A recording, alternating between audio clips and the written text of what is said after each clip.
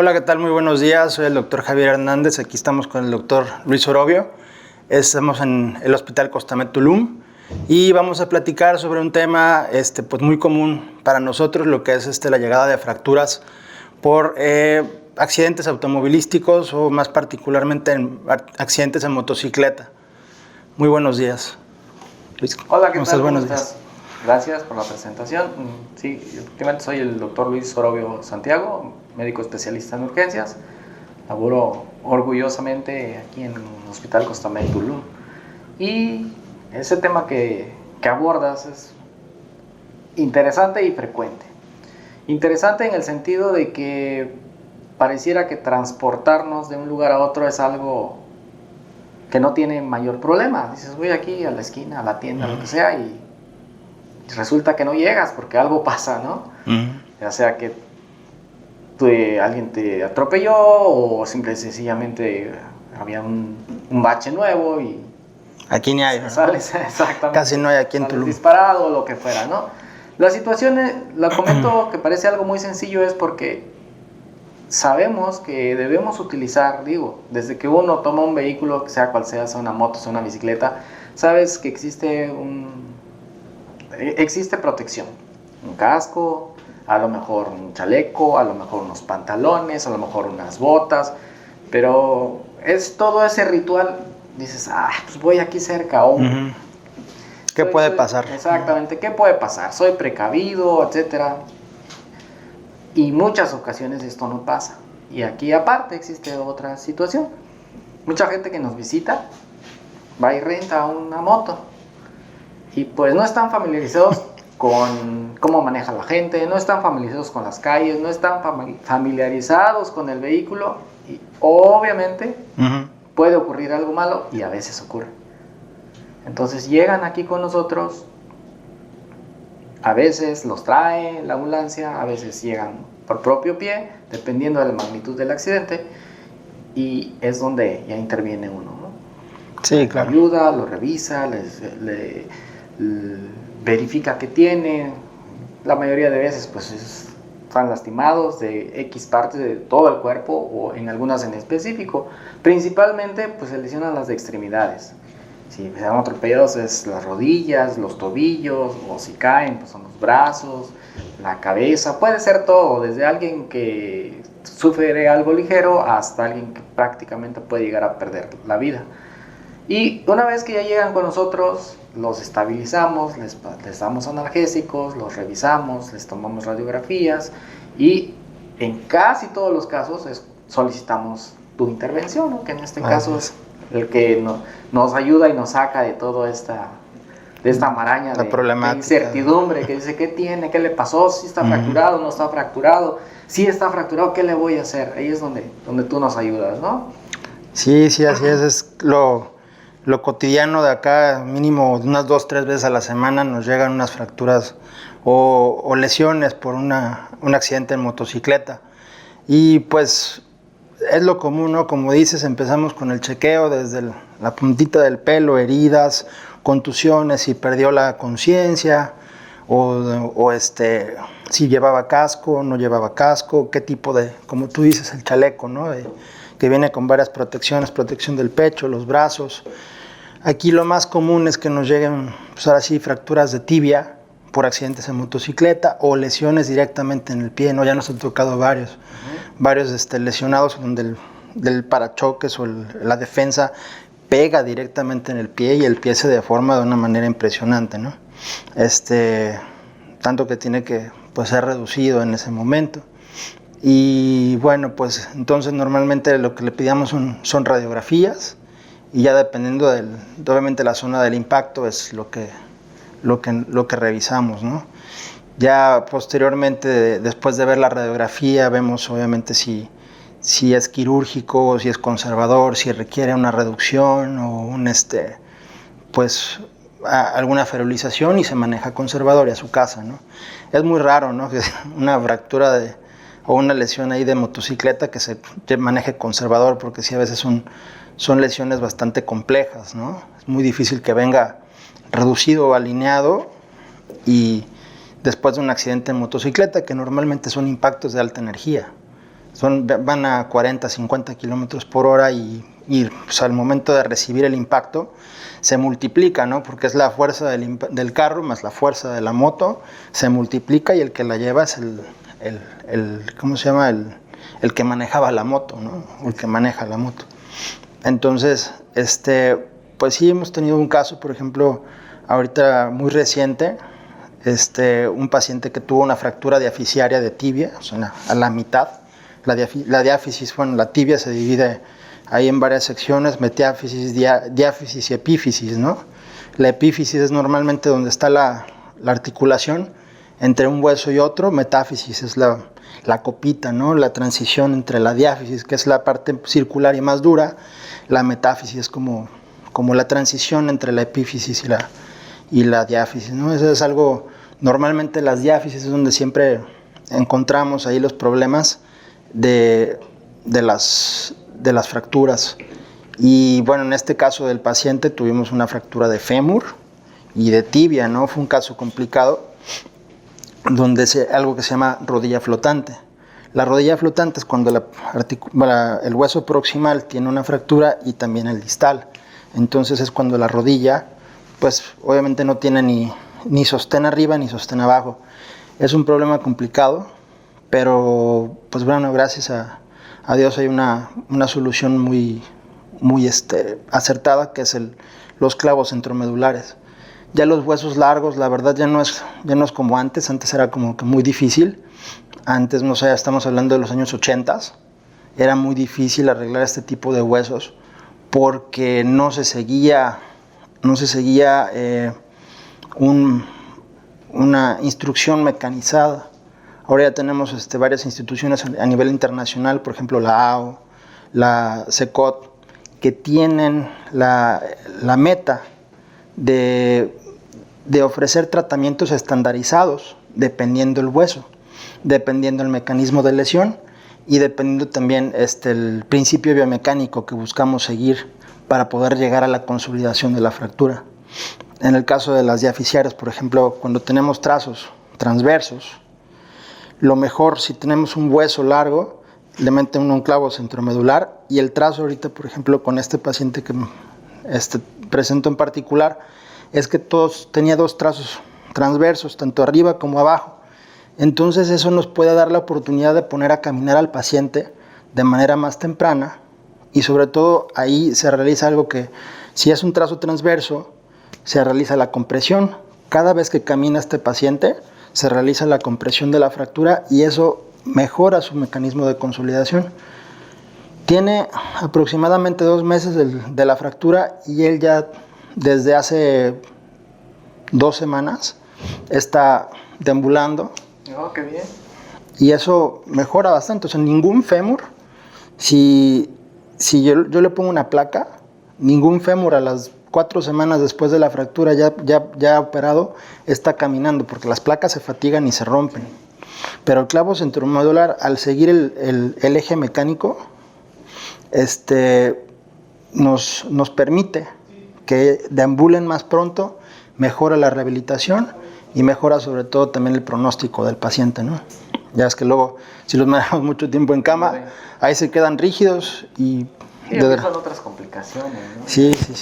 Empiezan desde que empiezan a perder músculo, empiezan a desnutrirse, empiezan a ocurrir varias situaciones. Me llamó mucho la atención ahorita que decías que tienen las deformidades, etcétera. Y algo que nos ocurre mucho en urgencias es que dices, bueno, ¿cuándo es una luxación? ¿Cuándo es un esguince?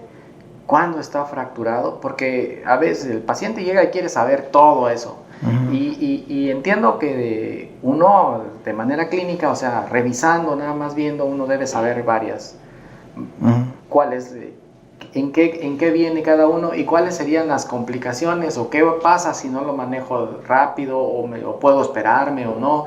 Porque aquí me ha tocado, muchas veces dicen, entonces mejor voy al huesero, ¿no? Que eso es así como que... Igual casi no se clásico en nuestro medio, es curioso.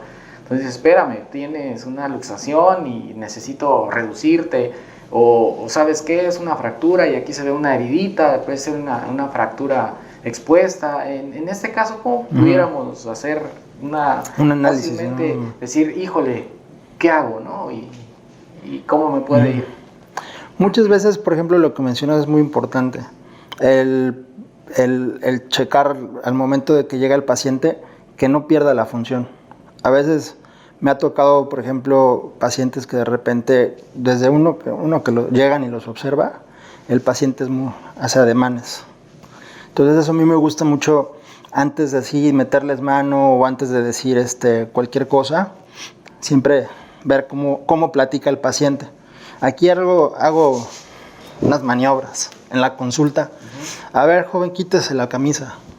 Al momento de quitarse la camisa, digo, si es un esguince, pues sí va a tener un poquito de molestia, pero va a tener la función completa, tanto del hombro como del brazo. Si es por ejemplo, a veces hay una ruptura del manguito de los rotadores, que es una lesión del hombro, hay de unos tendoncitos que hacen este movimiento. Al momento de quitarse la camisa hacen así. O al momento de decirle levante el brazo hacen así. O sea, no pueden. Entonces hay una impotencia funcional bastante importante. Cuando el paciente llega luxado, es muy común que el paciente llegue agarrándose el brazo. No es muy común, es casi el 100%. De hecho, el libro lo maneja con casi el 100% de los pacientes. Yo es raro que alguien vaya a llegar así, porque esto les produce mucho dolor. Entonces lo que llegan agarrándose el brazo y llega y se ve ahora sí, valgas el término, un agujero, un hueco, que se llama charretera. Entonces lo vamos a observar, se ve bastante claro, ¿no? Como un paciente viene luxado, que le falta algo ahí, el hombro se ve deformado completamente y jamás va a hacer algún movimiento. De hecho, vienen con unas fases de dolor bastante importantes, si no es que llegan así como que un grito de dolor, ¿no? Sí. Y ya cuando, digamos, manejamos lo que es una fractura expuesta, normalmente no vamos a tenerlas en las articulaciones, vamos a tenerlas más que nada, como comentábamos hace rato, en las diáfisis, ¿no? El huesito, ahí se va a ver como aquí está la deformidad y aquí está el agujerito donde salió. Es casi siempre y sobre todo la herida del agujerito donde salió va a estar con un sangrado activo. Es muy difícil nosotros en atención prehospitalaria y en atención hospitalaria parar un sangrado de una fractura expuesta. Normalmente ellos llegan con el sangrado, ya sea un puntilleo, pero normalmente una gotita, 2 gotitas, o el sangrado bastante profuso, llegan a quirófano y ahí lo siguen teniendo. Entonces, es muy claro cuando es una fractura expuesta. Muy interesante. Sí, y ahorita tocaste algo muy importante para nosotros como Justamed, el prehospital. Nosotros tenemos ambulancias, tenemos paramédicos, tenemos gente que pues está capacitada para dar atención inicial. En muchas ocasiones ellos nos traen al paciente y los traen perfectamente bien inmovilizados y esto. Les ponen de hecho su inmovilización completa en tabla. Lo pregunto así como en forma de cultura general, es muy necesario que venga así. A lo mejor digo, bueno, me acabo de accidentar y no, yo puedo ir sentadito, llévame ahí en el asiento, o tienen que ponerme así. Yo creo que lo más preferente para una atención prehospitalaria es que siempre pienses mal, ¿no? Yo creo que es algo que nunca, que en la cultura de nosotros, los médicos tenemos siempre pensado, ¿no? Siempre piensa mal y acertarás. Entonces, cuando hay un accidente, sobre todo en motocicleta, tienes que buscar inmovilizar de una manera completa, yo creo que del cuello, desde la cabeza hasta los pies, para en algún momento, si hay alguna lesión que no pueda ver el de la atención prehospitalaria, el paramédico, la pueda estabilizar prehospitalariamente hasta que llegue aquí al hospital y pueda ser descubierta. Muchas veces los accidentes en motocicleta, cuando son de alta energía, reciben un impacto directo sobre la cabeza al momento de la caída, y eso puede haber una lesión cervical que no fue valorada de manera correcta, y si el paciente viene sentado o viene en la ambulancia, pasa un bache, que casi no hay aquí en Tulum, pasa un bachecito y ya viene la lesión, ¿no? Una lesión más fuerte. Entonces, yo creo que sí lo más conveniente es que los paramédicos, nuestros compañeros, siempre inmovilicen de la cabeza a los pies a los pacientes y ya estando aquí, valoremos, bueno, si yo como paciente, ¿sabes qué? Es que me duele mucho el cuello, me duele mucho y cada vez que hago algún movimiento siento que truena, lo siento inestable, porque es lo primero que les pregunto, si como llegan como momias, así como lo comentas, ¿no? Llegan y le pregunto, bueno, ¿te duele el cuello? ¿Tienes alguna molestia? Y no, pues que no. Y luego mueven la cabeza así, ok, agarro el collarín, muchas gracias. Pero sí, cuando ve hay gente que dice, sí, sabes que sí me duele mucho el cuello y lo siento muy inestable, pase su radiografía, o si ya hay algo que no me gusta, pásele la tomografía, porque siempre hay que asegurarse, ¿no? Sí, y eso que comentas también va relacionado mucho con algo que en urgencias, bueno, en medicina en general, se maneja, ¿no? La lesión primaria y la secundaria. A lo mejor en el argot de la calle podemos decir es que pues estaba yo en el momento ahí, estaba calientito y ahorita que me estoy enfriando ya me duele. Me siento. Es una lesión primaria y una secundaria. Eso se refiere a que en el momento de recibir el golpe va a haber una lesión. Esa lesión muchas veces se manifiesta por una fractura, se manifiesta por un sangrado, por una escoriación, ahí se ve inmediatamente. Pero aparte de eso siempre va a ocurrir algo más porque somos entes vivientes, entonces eso ocasiona que se presente inflamación, que se presente alguna otra situación que se conoce ya como una lesión secundaria, ¿no? Y esa es la parte que se tiene, que tratamos de evitar además. La lesión primaria difícilmente podemos hacer algo por ella, pero ya se presentó. Pero la lesión secundaria sí la podemos evitar. Es por eso que como nos comentaste, no tiene que venir de tal manera evitar una complicación mayor. Claro. Y qué bueno que se hace así, que seguimos eso. Y también es importante mencionar que en la mayoría de veces, digo, salvo tu opinión, necesitamos hacer radiografías, ¿no? Porque a veces a la hora de explorar, a veces muévelo, sí se mueve, sí está aquí, puede no hacer nada, pero probablemente ahí está una fracturita, claro, que no se alcanza a ver bien. Y como lo comentas, a veces no solamente una radiografía, sino una tomografía, porque es un poquito, es mucho más específica, mucho más sensible. Afortunadamente, aquí en el hospital tenemos tanto radiografías como tomografías, entonces eso hace que podamos ser resolutivos en eso. Y ya descubrimos la fractura y hacen todos los tratamientos aquí para una fractura, sería mi pregunta, por ejemplo, no sé si me pasa algo. Sí, claro. Todo. Digamos, habríamos a fracturas, por ejemplo, donde sí yo no me metería, yo fracturas cervicales muy altas, pero sí, por ejemplo, me ha tocado resolver fracturas, algo que en términos médicos se llama listesis, ¿no? Me ha tocado resolver listesis traumáticas, por ejemplo, lo que es una vértebra, sabes que van apiladas, ¿no? Una vértebra que probablemente a veces por un traumatismo se rompen las facetas, que son la articulación, y se desliza una sobre de otra, y entonces eso puede causar una lesión más complicada. Me ha tocado resolver fracturas de este tipo, lesiones listesis traumáticas, donde pues digamos, yo no soy un cirujano de columna, pero ante la urgencia del paciente y ante obviamente lo imperativo de que es resolverlo lo más pronto posible para que no exista una lesión neurológica más grave, lo tuve que resolver, ¿no? Pero sí, digamos, fracturas de pelvis, fracturas de tobillo, de todo. Y fíjate, precisamente quería mencionar esto ahorita que me acordé de las de tobillo, porque he visto pacientes caminando con fracturas de tobillo. Hay algo que se llama criterios de Ottawa para tomar radiografías y no tomar radiografías. Eso es algo que me ha dejado la experiencia, porque el libro dice una cosa, pero ya sabes que con el momento de la experiencia, pues como que cuenta un poquito también esto, ¿no?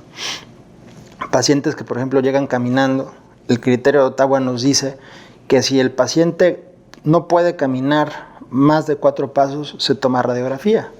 Pero si el paciente puede caminar más de 4 pasos, probablemente no sea tan necesaria una radiografía. ¿Me digo? He visto pacientes fracturados de tobillo caminar. Llegan caminando a la consulta sin bastón, sin muleta, sin ningún apoyo. Entonces ahí está la importancia de siempre tomar radiografías y pensar mal. Porque, te digo, si gente con el umbral del dolor muy grande, que en realidad puede tener mucho dolor otra persona y estar, digamos, quejándose de bastante dolor, hay gente que no lo tiene tanto, pero pues la lesión ahí está. A veces el umbral del dolor pues es algo con lo que nacemos, ¿no? Pero desgraciadamente también no conviene tener muy alto el umbral del dolor por este tipo de casos.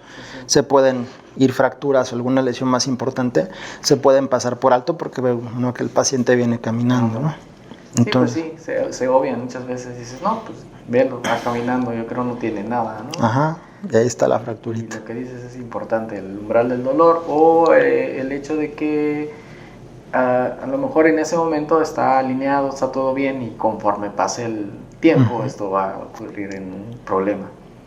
Y fracturas de cadera, también he visto pacientes ya de cierta edad, ya un poquito más avanzada, se caen y pues bueno, no siento nada, me siento bien, se van caminando y regresan a los 2 días que al momento de quererse levantar se desplaza la fractura. Wow. O sea, si uno siempre ya después de cierta edad, yo creo que cuando una persona se cae, ya ahí sí, sabes que no sospecho en fractura, pero vamos a tomarle radiografía por si las dudas. Sí, más vale. Así es. Vale. Y en el caso del tema que comenzamos con las motos, ¿consideras tú que deban llevar todo el equipo completo de protección o con que digan, no, con que yo tenga mi casco y unos guantecitos y una muñequera es suficiente? ¿O qué es? La verdad es que con las motos yo quisiera que llevaran todo, ¿no? Sí, porque, bueno, por ejemplo, como ya habíamos platicado en un principio, lo que más nos llegan acá son las tibias, pero también las clavículas. Muchas veces he visto lesiones cervicales bastante importantes, pero sí en una motocicleta uno está completamente descubierto, completamente. O sea, no hay cinturón de seguridad, no hay algo que te mantenga dentro del vehículo, sino que tú llevas toda la vulnerabilidad en el volante. Porque al momento que alguien te pegue, te digo, toda la cinemática, o sea, tanto la fuerza del vehículo como la fuerza que llevas tú se va a multiplicar y eso va a ser la distancia en la que tú salgas eyectado como persona, ¿no? Entonces, si no tienes la protección del casco, el chaleco, que viene con estabilizadores cervicales, ¿no? Digo, dorsales y lumbares, sobre todo también el del cuello también, unas pierneras que vengan con protecciones de la tibia y del fémur. Todas esas protecciones son bien importantes, también del de las manos. He visto también accidentes que lo primero que hace uno es poner la mano y eso ya obviamente ya lesionó muñeca, escafoides, todos los huesos del carpo y pues también las falanges, ¿no? O sea, yo creo que la mejor protección que puedas llevar. Definitivamente digo, bueno, si quiero usar una moto y me quiero cuidar, tengo que usar todo ese tipo de protección. Y me queda una pregunta así que digo, ¿por qué algunos usan un casco cerrado y otros... La gorrita. Si uso ese tipo de casco, me ha tocado llegar. ¿Traías casco? Sí. Y cuando caíste, ¿el casco dónde estaba? No, pues salió volando. Pasa mucho eso, ¿no? Significa que a lo mejor ese casco no es el más recomendable y no es como una muy buena protección, o a lo mejor hizo parte de ¿tú qué opinas respecto a esos cascos? Sí, como te comentaba, ¿no? Yo creo que entre más completo sea el casco, entre más completo sea el equipo, yo creo que siempre va a ser mucho mejor para el paciente. Pero siempre está el mejor, más vale ese casco que no usar nada. Eso sí. He visto accidentes muy desafortunados donde la gente pierde la vida por no usar absolutamente nada. Van de gorrita nada más o llevan... No llevan nada, ¿no? O sea, y he visto gente que cuando sale proyectado, El casco, el hemicasco o el que va a la mitad nada más de las orejas Clásico. para arriba, el clásico, te protege todo lo que es el cráneo, ¿no? Okay. En todo el cráneo.